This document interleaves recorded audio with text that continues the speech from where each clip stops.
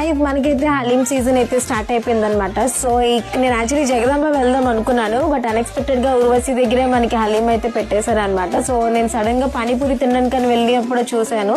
నేనైతే పార్సల్ పట్టుకెళ్ళాను అనమాట. యాక్చువల్లీ పానీపూరి తినేసిన తర్వాత నేను చూశాను, అప్పటికి టమ్మీ ఫుల్ అయిపోయిందని చెప్పేసి నేనైతే తినలేకపోయాను. సో నేనైతే పార్సల్ పట్టుకెళ్ళాను. వీళ్ళ దగ్గరికి వచ్చేసి చికెన్ హలీం వచ్చేసి 100 రూపీస్.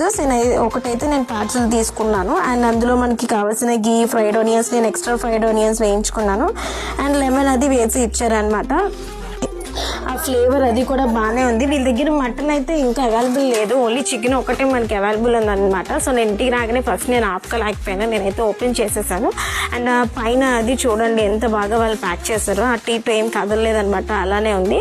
సో నేను వన్స్ మొత్తం మిక్స్ చేసుకుని నేనైతే టేస్ట్ చేశాను. అదిరిపోయింది టేస్ట్ అయితే, చాలా బాగుంది టేస్ట్. ఇంకేస్ ఎవరైనా ట్రై చేయాలంటే మాత్రం డెఫినెట్గా ట్రై చేయండి. అండ్ హలీం సీజన్ ఎవరైతే ఎంజాయ్ చేశారో కమెంట్ చేయండి.